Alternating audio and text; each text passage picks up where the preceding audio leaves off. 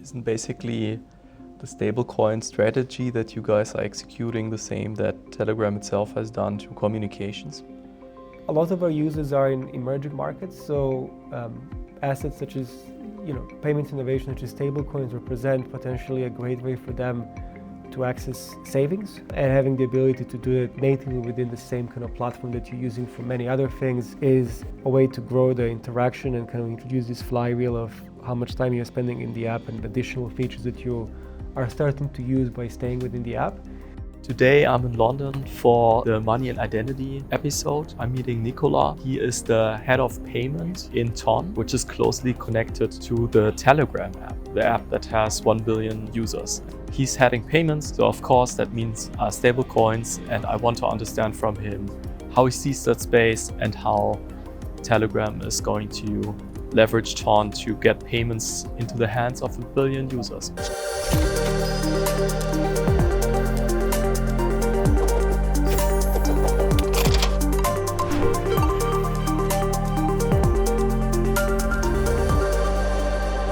Nikola, thank you for coming here to join us for the Money and Identity series. It's great having you. Well, first of all, thank you so much for having me in your series. It's a great pleasure to be here today and to have this conversation.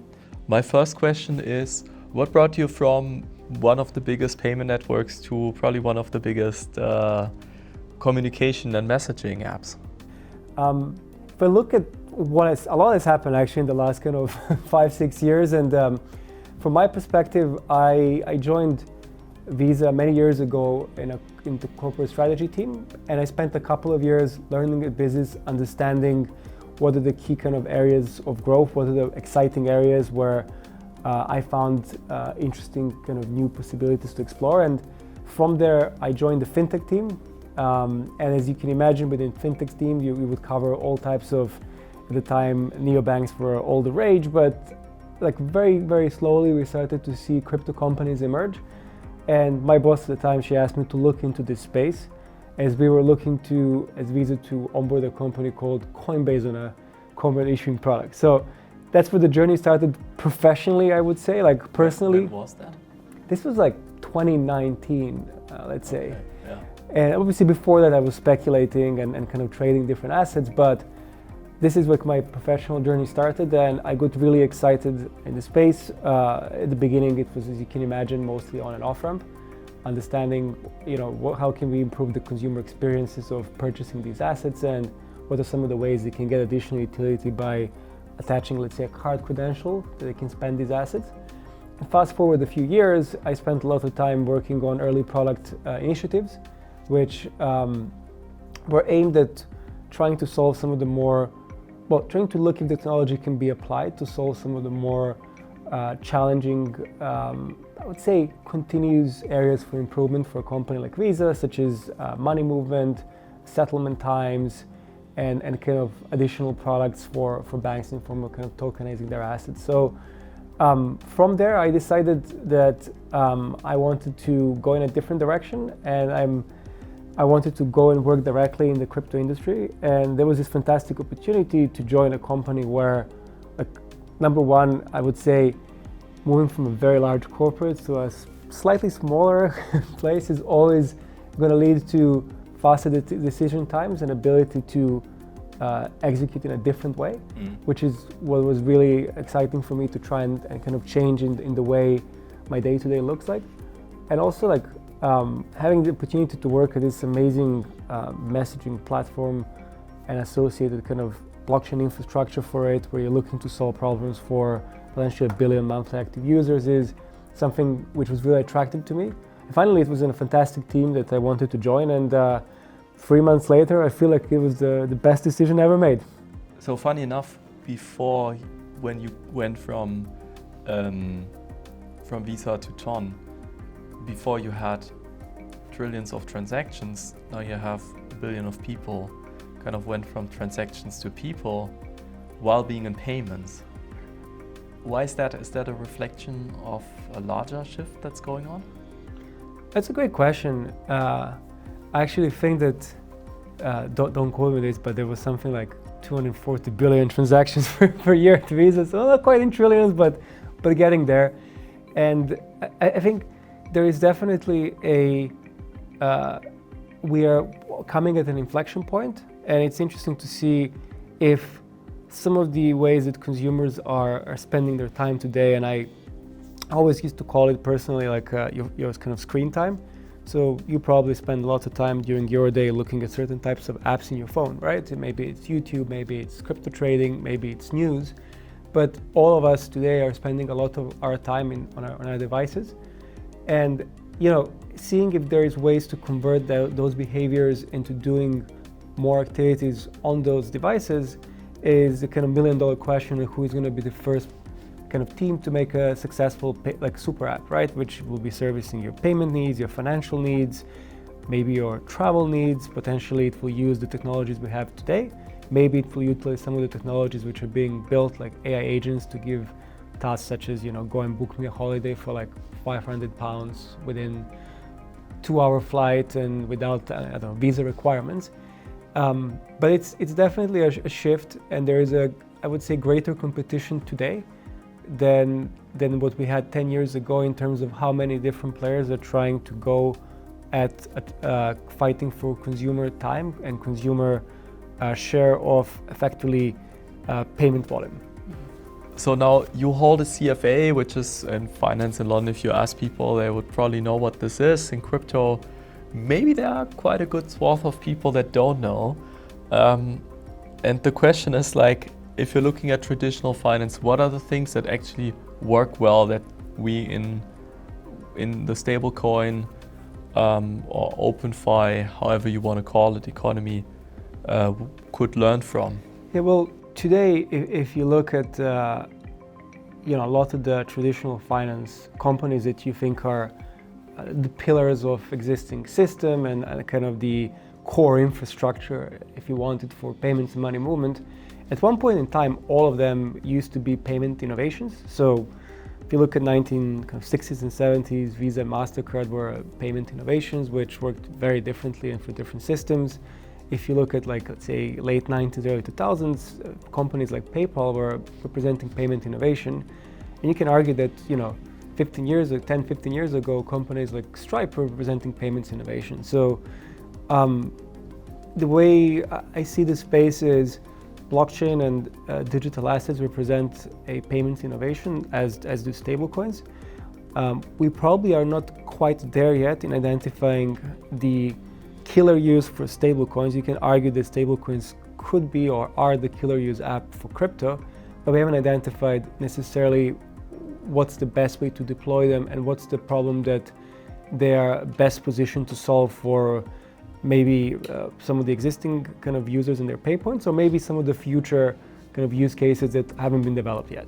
Mm-hmm. And definitely, if you look at the problem differently, one thing that I would say has been tremendously exciting to watch in the kind of blockchain and crypto space is the ability to really drive this space of innovation. So if you think about where we were like 5-6 years ago, or 7-8 years ago, how the user experiences looked like in the apps, those were desktop apps, there were very few mobile apps. The security of those apps was not really good, and you probably need to spend your weekends to study how to use them. Whereas now, it's as simple as you downloading one of your apps on iPhone or kind of Google or Android, and then effectively just spinning up a wallet, maybe adding some funds, and even those experiences are becoming much better with some of the complexities being abstracted. So while there are certainly advantages that we see today in terms of what kind of traditional finance has, I would say that the blockchain space is catching up very quickly. And maybe another area which I think is often underlooked is maybe finding the right balance in terms of how and where you intersect with the regulators and with the kind of pillars of traditional financial system, whether that's banks or other institutions, and finding ways in which you can collaborate and work together and build new sets of experiences rather than always thinking about, hey, let's replace everything. I think there will be elements which will need replacing, but there'll also be elements which will be working together, and kind of identifying what those are could help you potentially scale and unlock new $1 billion valued applications. Ton is unique in being deeply integrated with Telegram that has 1 billion plus users. How are you planning on leveraging this? Look, I think it's a very exciting problem to look at, and it definitely was one of the key attractions of this kind of role and this ecosystem. Whereas you kind of have the platform and you have some elements which can potentially make for great consumer experiences. You have the mini apps, you have ability to interact with the mini apps through the platform interface itself, and then thinking through what are the key pain points and in what sequence we need to solve them when it comes to exchanging value and making payments between users, kind of users to merchants, and maybe between merchants or businesses themselves. Requires like a multifaceted approach, and you need to think about everything from what's the best way to scale, what's the most secure way to scale, right? Like as a user, you want to start using new products and solutions, but only if you're convinced that they're secure enough to a degree that you can safely interact with other users without fear of compromising your identity or your data or your funds. The UX is again another thing that always needs to be tailored to what consumer expectations are and remove as many friction points as you can, whether that's a number of clicks, whether it's the waiting time, whether it's kind of how the app looks like, or all of those combined and more. That's another problem you always need to look at and continuously innovate against. And then finally, it's like trust, right? So you need to build trust over time by successfully deploying and solving problems for different parts of the ecosystem when it comes to payments and money movement, whether it's providing the tooling for merchants and making it easier for them to run stores, or maybe finding the right partners or loyalty solutions can help consumers to drive more volume and kind of more kind of traction through your interface. So it's a great problem to have, and quite frankly, we are trying and looking into different directions here and working with a lot of talented developers and teams who are deploying on our network and on our platform. And I would say it's too early to say with certainty what's the right path here and how we're gonna deliver. Where do you see Ton's focus in terms of payments? Is it more on the B2C side? Are you seeing institutional adoption? How do you think this will shape up? So the Ton Foundation is a layer one, representing a layer one, right? So we are working with a number of different issuers who are deploying on our network, and we look, when I say issuers, I'm talking about stablecoin issuers, right? And we are looking to work with many more who are looking to deploy their tokens and grow on Ton. There are different use cases today when it comes to stablecoin money movement and payment stack, right? You have maybe consumer to business payments, P2P payments, and B2B payments in a kind of more in the simplest division. And you have different rails, right? You have crypto to crypto rails, fiat to crypto, crypto to fiat. Some of these are combined today to, let's say, create stablecoin orchestration flows, where you would start with fiat on one end, use the stablecoin rails in the middle, and unpack it to fiat on the other end. You have native crypto payments where you can go and purchase goods or services using cryptocurrency, the merchants having storefronts that can accept crypto. And then you can link your crypto to, let's say, a card credential and spend anywhere the Visa or MasterCard are accepted today, right? I would say from Tom perspective, we are like a low-cost, high-throughput chain, but we are still exploring opportunities and partnerships in many of these different segments. We're in final stages, I would say, of negotiations and we are signing a few exciting partners that will help us grow in the space, specifically in the orchestration side. And hopefully we can announce it in the coming kind of weeks, if not months. And then definitely we're working with a number of exciting startups who are looking to solve some of the other problems like adoption of crypto payments adoption, making it easier for merchants to process these transactions, etc. So I would say it's a very vibrant space, and there's a lot of experimentation, and we are looking to partner with what we are seeing the leading kind of cutting edge providers and teams who are tackling these problems. So we've seen a big aggressive push from Stripe, for example, purchasing Privy and Bridge. What would you say, how do you see yourself compared to, let's say, Stripe in terms of the orchestration layer? What are your plans to compete here? I would say we are maybe you could call it a neutral position. We are looking to work with as many different providers and solutions in the space, simply because I don't think we're in a position to say which solution will be taken up by users, right? And if there is no clarity yet in terms of what's the right solution when it comes to what users will want, what users will need, we're at the stage where we are looking to support many different projects, experiment with them, help them build and deploy on our platform and on our network. And then as and when they scale based on consumer choices, we'll be looking to deploy them further. What's Ton's notion of identity? Like, how are you outfitting users to navigate crypto using their own identity? Yeah, so depending on the different types of let's say use cases or flows, or whether it's a payment or non-payment flow, there are different requirements, I would say, when it comes to what you need to disclose as a user in terms of identity. When it comes to blockchain and digital kind of assets and crypto payments today, there are limited requirements in most jurisdictions as it comes to what you're required to disclose from an identity perspective, unless there is some conversion involved. We are working with what we have, and we're curious to see where the regulation will take us here in terms of what maybe be the requirements when it comes to identity and different types of flows, whether those we're talking about cross-border flows or maybe some consumer to merchant flows. Today, I would say we are more in a position that it's not very well defined, or some maybe not defined at all in most of the jurisdictions where those solutions are deployed by kind of different entities building on our network. But as and when that progresses, we are excited to see what differences there will be, I would say, between different countries and regions, and of course make choices depending on where our users are, and making sure that they have the right support and that they are compliant with any requirements that may exist in a specific country. Stablecoins and open finance have become one of the headline applications of crypto. What would you say, what are the reasons, what are the drivers, what derives value for users and adopters that gets people to adopt stablecoins? So I'll answer this question in multiple parts. First, in terms of what are the advantages of, let's say, stablecoins versus some of the existing infrastructures provided with kind of fiat currencies and banks, I would say they're fairly clear, right?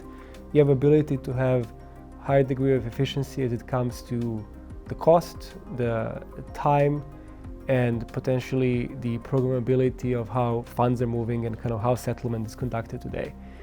On the other hand, like if you look at the data itself, there was an interesting report from, let's say, I think it was BCG on like white paper on stablecoins maybe 6-7 months ago, and they've done some calculations in terms of what specifically are stablecoins used today, and I think something like 88 or 90% was trading and DeFi, and things such as B2B, consumer to business, and P2P payments for like a couple of percentages, like 2-3 percentages each, which tells you that yes, there are some clear advantages structurally, maybe in terms of how these assets could be used as payments, like how this payment innovation could be used to build products. But on the other hand, deployment has been maybe slower than expected in terms of what data is showing us, and there could be different reasons for that. I think moving forward, what's definitely is that there will be increased deployment when it comes to stablecoins being used for orchestration flows, i.e. facilitating funds movement from A to B. Maybe it's not for all types of transactions. You're not going to potentially compete with, let's say, Deutsche Bank or on transaction banking,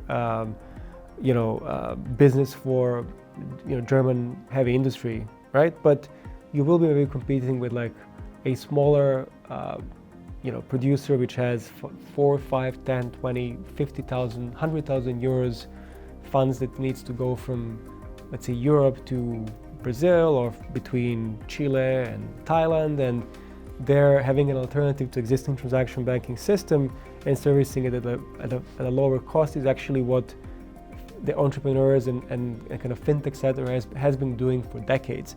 They're just using now this new payment innovation to do it potentially in a better way.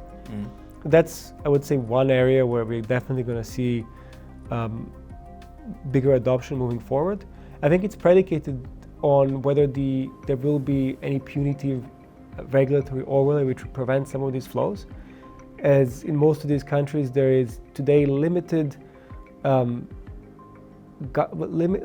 regulation which kind of covers these specific use cases, which means that there could be some that may not be beneficial down the line, but it's probably too early to say. On the other hand, I think the remittances and financial inclusion is another way in which stablecoins represent a payment innovation that is bringing a lot of value and good to this world. I would say, I don't know exact stats, but I remember reading a number of reports which show that even in some of the countries with lower GDP per capita, majority of people actually have smartphones today, and majority of those smartphones would enable you to download one of the kind of wallet apps and be able to receive some assets, and whether that's a Bitcoin or a stablecoin. Those people typically see stablecoins as a proxy for having US dollar banknotes, and it's a good proxy in high inflation countries, especially as you control your own assets through kind of controlling the keys. So it's not like you're holding it with some sort of centralized entity that can be raided and where the funds can be taken. So in some of those instances, such as remittances, I think there is a clear product market fit. There might be some challenges around execution and maybe around how you can exit these assets and convert them into fiat or cash if needed, even though those industries are propped up as well.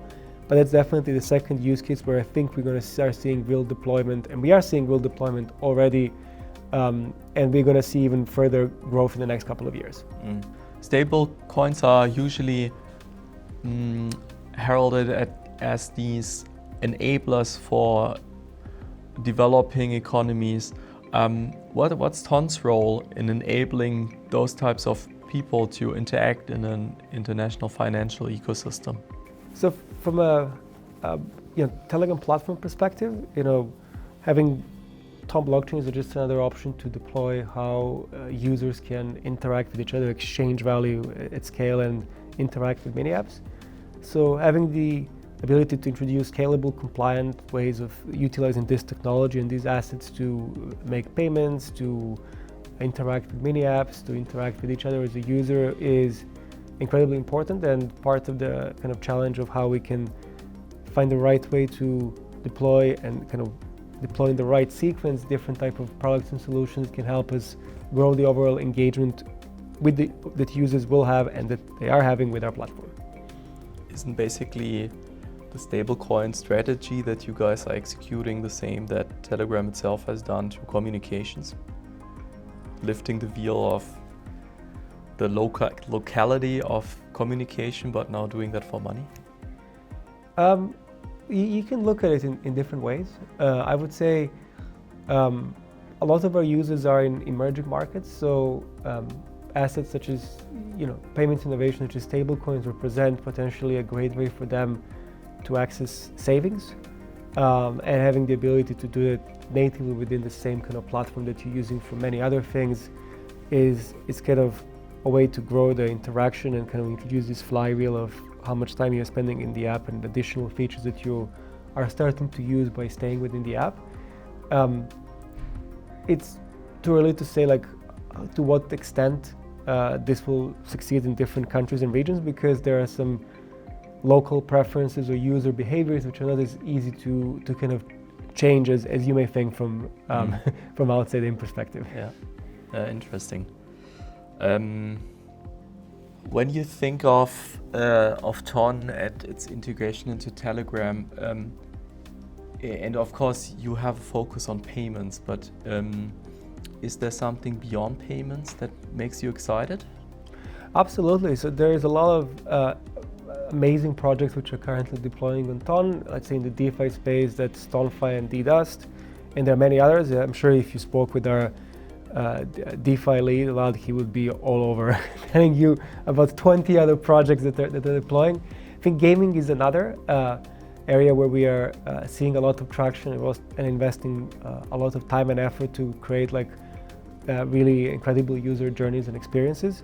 Last year there was the whole kind of tap to earn, and we're looking for other ways to activate the users and convert them into spending those assets and interacting with the mini apps. I would say beyond it, there are many other mini apps that are solving for different types of problems. Some of them are connected, let's say, with the payments vertical, i.e. you can buy your mobile eSIM using within Telegram, and then you can use it abroad. There are now solutions which are enabling you to book hotels in certain jurisdictions, and there will be many more which will enable you to do some of the same kind of agentic commerce that you're seeing deployed on different platforms.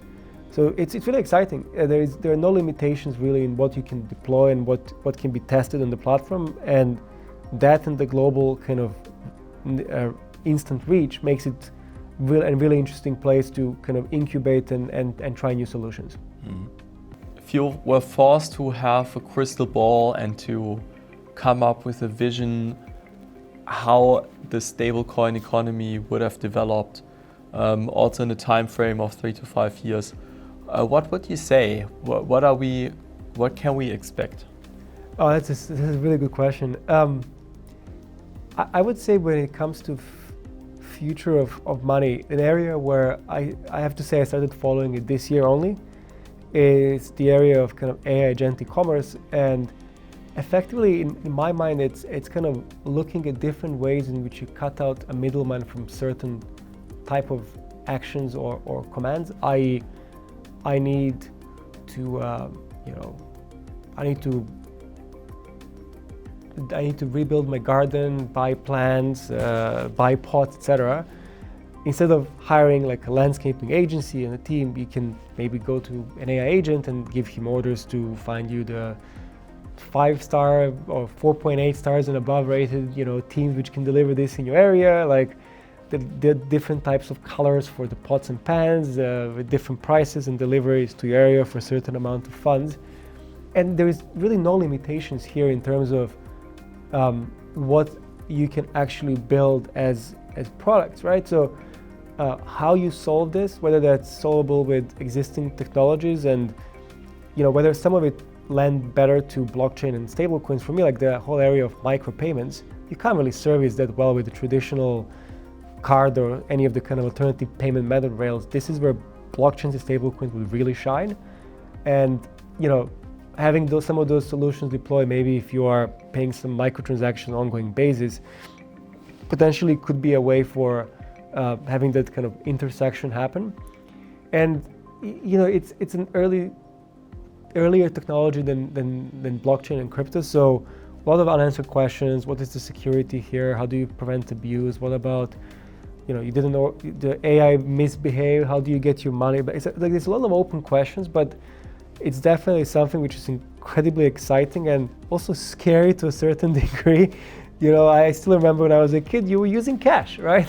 Yeah. And suddenly all of this becomes abstracted and virtual, and maybe at some point you just issue commands to your watch or to your phone of what you need to be done, and then it kind of gets done for you. On the identity side, I would say like there has been this ongoing debate, and the question of how much of your data should you be in control of, and how much of your data you should be making money off, right? Especially as we live in Europe with GDPR, this has been maybe more of an important question for Europeans historically. But I think thinking through a few steps beyond of just controlling your data, how do you monetize it? What's the best way to monetize it? How do you assign ownership to it? Where is it stored? All of these questions, I think, finding ways in which you can control elements of your identity and maybe share or sell certain other elements, and what makes you comfortable, and the infrastructure and businesses who kind of help you do this in a compliant way, they're going to be the real winners, right? They're going to be the next Metas and Amazons of this world, because that question is not going away. Especially as, I think I have 50 different passwords, and for some of them, God, I have them written somewhere, I forget them, right? I'm sure like most people that are watching this, I don't know about yourself, probably not, but most people who are watching this probably have like passwords spread around everywhere, right? And I think I read somewhere that the third largest economy in the world after US and China is actually scammers, right? Who steal your identity and kind of abuse it and take control of some of your funds flows and effectively steal them, right? So these are big, huge problems which require like long-term thinking and solutions. And I think for me personally, just following that space, not necessarily from a professional capacity, but from a personal interest capacity, is fascinating. And maybe you will be part of that solution, and I hope so, and maybe somebody else, but it's definitely a space to watch. What part of the stack is actually needed to create this 10x better experience that you're talking about, that will get users and clients excited and will have this massive shift towards a stablecoin, build basically financial infrastructure and financial ecosystem? So what exactly are the features that we're still missing if we're looking at this vertical stack to make it 10 times better than the existing system for people to like really go and adopt stablecoins as the base infrastructure layer for finance? All right, from a personal perspective, yeah. Just given that whenever you make a prediction, it's very hard to have the benefit of hindsight because you know what's going to happen. I would say where we are, and talking specifically about payments, on-chain payments and stablecoins, probably one area which we haven't touched on today, but I think it's critical to the future, is making sure that there is interoperability across chains. And what I mean by this, it's not necessarily like, again, spending like a weekend or a couple of weekends learning about bridging and the risks and then hoping it works, but really having a set of maybe standards or systems that can support seamless movement of funds from one set infrastructure to another. And the infrastructure can be one blockchain, it can be private, it can be public, it can be fiat infrastructure to something else. And having this really be driven by consumer or maybe use case choices, but in such a way that some following things will have to be true, right? One, from consumer experience, you don't have to worry about things such as gas, right? Try explaining that to my wife. She's like, what is this? Like, why do I need this? Can I not just like click and buy, right? To reduce the number of clicks you need to buy. Like, again, using the example of my wife, she likes the experience that we have today with XPays and, one auth with her phone and transaction is completed, right? Also, you need to have a scenario in which whether you are, having funds on stable coins on, Ton or Solana or Ethereum, and whether, yourself is maybe having something else on like let's say Deutsche Bank private chain or just like an account with Commerzbank, etc. The users don't need to think about this. The users should just be able to transact and exchange value or whether your merchant is accepting A or B. You don't need to think. You should not be thinking about that. The beauty of how and why card schemes work today is the fact that you can just go and use your credential and it works. From a user perspective, it works, and you have the promise that if something goes wrong, there is a way for you to access your funds back. But first and foremost, like, the experience is such that, assuming that the card is not stolen, it's relatively frictionless, right? It's like a one-click off, and most merchant category codes off rates at 90% plus, right, or more. So, solving for this, but not just for payments, but for like remittances or money movement, etc. Abstracting all these complexities, jargon, and knowledge that you need to have to use some of these products today is what I think is the requirement for us to stop talking about the technology, but to talk about this as another rail, right? When you get to the point that a bank A may deploy on Ton, and their users have Ton wallets, and maybe those Ton wallets are somehow connected to card credential, maybe not, and then on the other hand, a merchant has a Stellar wallet and the user just goes there, their assets and their infrastructure is recognized from a user perspective seamlessly, automatically. The merchant gets payment accepted, they get some sort of message that payment is approved. or if you're talking remittance, you send from A to B and you don't think about it, that's when you're going to start getting real adoption. And there are many things that need to happen together, but I think this is where we need to be. So what needs to be solved is cross-chain interoperability in like a scalable, secure, cost-efficient way. And also at some point, as you start scaling, you will need to have some level of regulatory overlay which governs how, millions of transactions or billions of transactions are exchanged and trillions of value exchanged between kind of different users and businesses globally, right? Can we achieve that in 3 years? Maybe. I wouldn't put it past the kind of the blockchain industry, because given where we were in 2022, where we are today, 2028 may look very differently. I certainly believe so. Now, we'll see if I'm right in 3 years. Yeah. If you could go back into the 90s and you could redesign the way the internet works, which would be one of the things that you would change with the knowledge that you have today?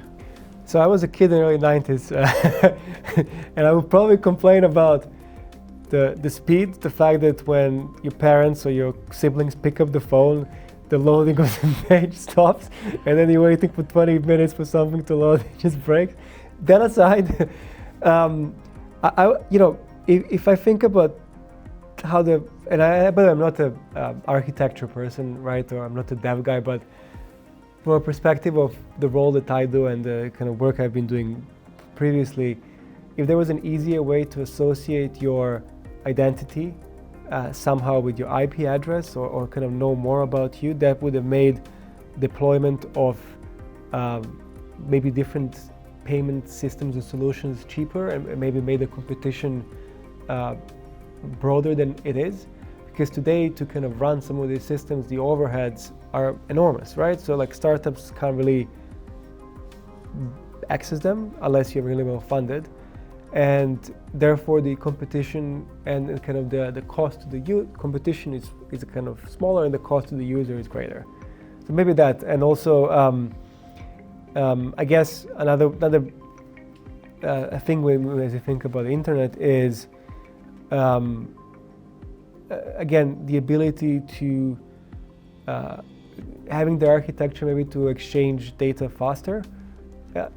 My basic understanding, over time you needed to deploy constantly like new infrastructure, right? Invest billions and billions to be able to exchange more and more terabytes of data. So, your modem speed was like 56 kilobytes. In the 90s, now it's, I don't know, like 100 megabits per second, whatever it is and it's not even a cable, it's kind of Wi-Fi, right?